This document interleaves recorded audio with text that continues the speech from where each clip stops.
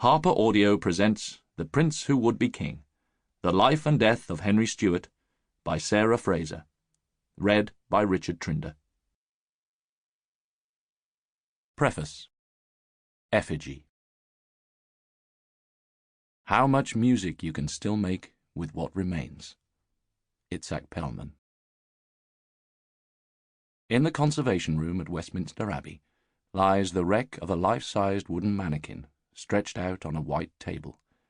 This is what remains of Henry Frederick Stuart, Prince of Wales. Recalling a cast of the nameless dead at Pompeii, the figure's mute appeal touched me. Its ruined state tells of Henry's importance, but also what happened to his legacy. After Henry died, visitors ransacked this likeness for relics. Someone even stole his head. His effigy was unique in 1612. Up until then, they were made to honour monarchs and their consorts, not their offspring. Who was Henry Stuart to earn this effigy, and the state funeral that went with it, itself unprecedented in England, in scale and magnificence? This book sets out to recreate Henry, an important but almost forgotten piece of history's puzzle. Restoring Henry in his time and place reveals paths running through his court from Elizabeth I to the Civil War, to a Puritan Republic and the British Empire in America, but also to the transformation of the Navy into a force achieving global domination of the high seas and the breaking down and recreation of Britain's armed forces into a world-class fighting machine. Henry refounded the Royal Library, amassing the biggest private collection in England.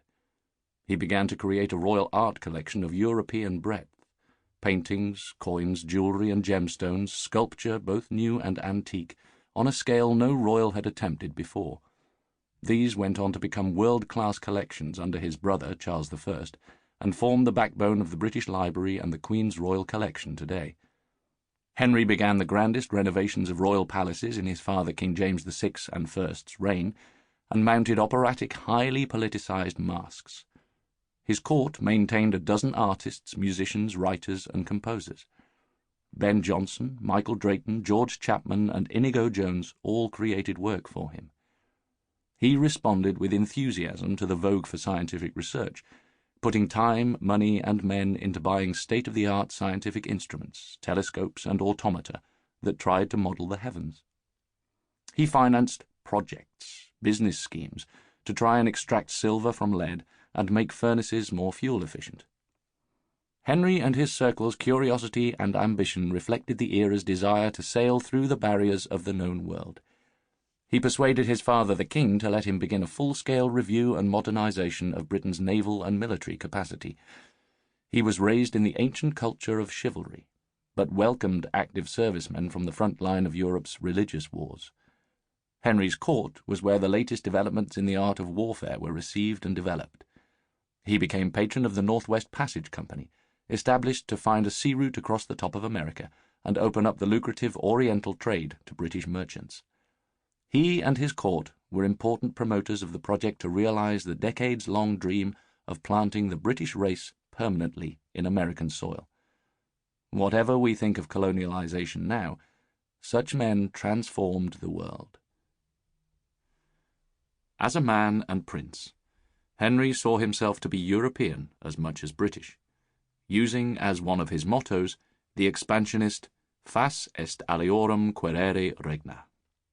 It is right to ask for the kingdoms of others. At his death, aged 18, he was preparing to go and stake his claim to be the next leader of Protestant Christendom in the struggle to resist a resurgent militant Catholicism. He was a devout, Puritan-minded Protestant. In the arena of politics, there is a case for seeing Henry's court as a significant way station between the abortive aristocratic uprising in 1601, when the second Earl of Essex sought to force Queen Elizabeth to name James VI of Scotland as heir in Parliament, and the regicides, who shivered in the Palace of Westminster's painted chamber, ready to sign the death warrant of Henry's little brother Charles I in January 1649. By the time of Henry's death, you could see the prince and his court positioning themselves Sample complete. Ready to continue?